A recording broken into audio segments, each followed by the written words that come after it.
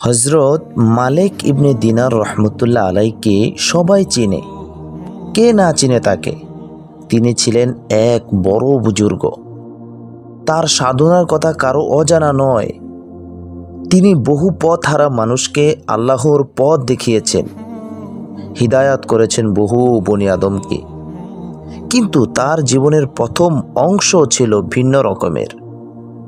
তিনি স্বীয় জীবনের এই পরিবর্তনের প্রেক্ষাপট সম্পর্কে বলেন, আমি প্রথম জীবনে মদ্যপায়ী ছিলাম।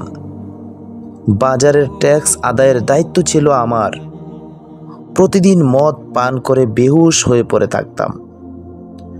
আমার বিবাহের 2 বছর পর একজন কন্যা সন্তানের জন্ম হলো। খুব মায়া লাগতো তাকে। আমি যখন মদ পানের সময় মদ পাত্র সামনে রাখতাম, প্রায় সে তা ফেলে দিত। বছর পর আমার সেই আদরের মেয়েটি মারা গেল। তার বিচ্ছেদে মন জর্জরিত হয়ে গেল বিরহ বেদনায়। তাকে মন থেকে কিছুতেই ভুলতে পারি না। কোন সময় একদিন শবে বরাত ছিল। দিনটি ছিল শুক্রবার।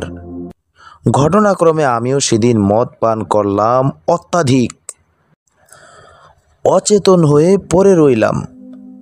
কিছুক্ষণ নিদ্রায় অচেতন অবস্থায় কাটালাম। নিদ্রাকালে এক আশ্চর্য স্বপ্ন দেখি যে ইসরাফিল আলাইহিস সালাম সিংহা ফুঁক দিচ্ছেন। কিয়ামত দিবসের ঘণ্টা বেজে উঠল। সাথে সাথে ধূলিকণা হয়ে গেল পুরো জগৎটা। চূর্ণ বিচূর্ণ হয়ে গেল গোটা জাহান। তুলার ন্যায় উঠতে লাগলো পাহাড় পর্বত। পাহাড় পর্বতগুলো তুলার ন্যায় উঠতে থাকলো। কবরের সকল লাশ জিন্দা হয়ে গেল। সবাই হাসরের ময়দানের দিকে ছুটে যাচ্ছে। আমিও সেদিকে দৌড়াতে লাগলাম। হঠাৎ একদিকে তাকিয়ে দেখি এক প্রকাণ্ড অজগর সাপ তার রাক্ষসী মুখ বিস্তার করে অত্যন্ত দ্রুত গতিতে আমার দিকে ছুটে আসছে। মনে হচ্ছিল যেন এক্ষুনি আমাকে ভক্ষণ করে ফেলবে। আমি ভাবছিলাম, হয়তো আমার মৌত এই সাপের মাধ্যমেই ঘটবে। ভীত সন্ত্রস্ত হয়ে পালাতে উদ্যত হলাম। আমি দ্রুত দৌড়ে সেখান হতে অন্যত্র চলে গেলাম। প্রতিমধ্যে সাক্ষাৎ হলো এক বৃদ্ধের সঙ্গে। তার গায়ে সুসজ্জিত শাহী পোশাক। মনে করলাম হয়তো এই বৃদ্ধই আমাকে সাহায্য করবে ওই রাক্ষসী সর্পের ছোবল হতে। সালাম দিয়ে বললাম, মহাশয়, আমাকে উদ্ধার করুন এই মহা বিপদ হতে। বৃদ্ধ বলল, বাবা, আমি কেমন করে রক্ষা করতে পারি? আমি তো অতিশয় দুর্বল। এই ভয়ঙ্কর সাপের রাক্ষসী থাবাকে প্রতিরোধ করা আমার পক্ষে মোটেও সম্ভব নয়। কারণ এই ভীষণ সর্পের সঙ্গে প্রতিরোধের সংগ্রামে ঝাঁপিয়ে পড়ার মতো শক্তি ও পর্যাপ্ত ক্ষমতা আমার নেই।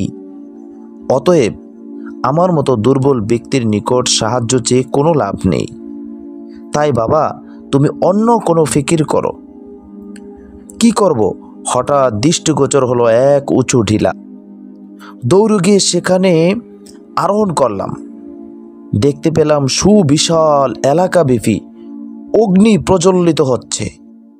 ভয়ে আমি বোধ হয়ে ফেলছি, যেন তথা হতে নিচে পড়ে যাওয়ার উপক্রম হলো। আরও ভয়ঙ্কর ব্যাপার হলো যে এদিকে সেই মানুষ খেকো সাপটিও দ্রুত পশ্চাৎধাবন করেছে আমার। কোনো আশ্রয়স্থল না পেয়ে ছুটাছুটি করতে লাগলাম। আবার দেখা হলো ওই বৃদ্ধ লোকটির সঙ্গে। বৃদ্ধ বলল, বাবা, ওই যে দেখছো একটি উঁচু পাহাড়, তুমি সেখানে গিয়ে আশ্রয় নাও। তথায় মুসলমানদের গচ্ছিত দ্রব্য ও মালামাল রয়েছে। তোমার ভাগ্য ভালো হলে হয়তো তোমারও কোনো মালামাল গচ্ছিত থাকতে পারে সেখানে, যা তোমাকে সহযোগিতা করতে পারে। বৃদ্ধের কথা মতো আমি দৌড়াতে লাগলাম। দৌড়ে পাহাড়টিতে আরোহণ করলাম। দেখলাম সেখানে রয়েছে মনোরম কিছু গৃহদ্বারগুলো সোনার তৈরি। তাতে খচিত রয়েছে মূল্যবান পাথরসমূহ। দরজাসমূহে পর্দা ঝুলছে। একজন ফেরেশতার সঙ্গে সাক্ষাৎ হলো। আমাকে দেখা মাত্র তিনি তার সহকর্মীকে বললেন, এই গৃহের দরজা খুলে দাও, হয়তো এই বিপদগ্রস্ত ব্যক্তির কোনো গচ্ছিত মাল এই গৃহে রয়েছে। ফেরেশতার নির্দেশনার সঙ্গে সঙ্গে ঘরের সব কটি দরজা খুলে গেল। দরজাগুলো খোলা মাত্রই ঘর হতে কিছু বালক বালিকা বের হয়ে আসলো। তাদের চেহারা উজ্জ্বল নক্ষত্রের ন্যায় আলোকিত। ওই দিক দিয়ে কিন্তু অজগর সাপটি আমাকে ধাওয়া করেই চলছে। এই বিপদ সংকুল মুহূর্তে একটি বালক তার সঙ্গীদেরকে সজোরে ডেকে বলল, হে বালক বালিকারা, তোমরা সত্বর ঘর হতে বেরিয়ে এসো। তার এই আহ্বান শুনে সবাই দলে দলে বেরিয়ে এলো। আশ্চর্য, তাদের মাঝে আমার সেই আদরের মৃত কন্যাটিও ছিল, যে 2 বছর বয়সে মৃত্যুবরণ করেছিল। সে আমাকে দেখে দৌড়ে এলো, আমাকে জড়িয়ে ধরে কাঁদতে লাগলো, বলে উঠল, কি আব্বু, আপনি যে ভীত সন্ত্রস্ত, কি হলো আপনার? আমি বললাম, আম্মু দেখো, এই যে সাপটি আমাকে ভক্ষণ করতে আসছে। এই অবস্থা দেখে কন্যাটি তার বাম হাত দ্বারা আমার ডান হাত চেপে ধরে শিওর ডান হাতটি ওই অজগরের দিকে বিস্তার করত। তার প্রতিরোধ করল।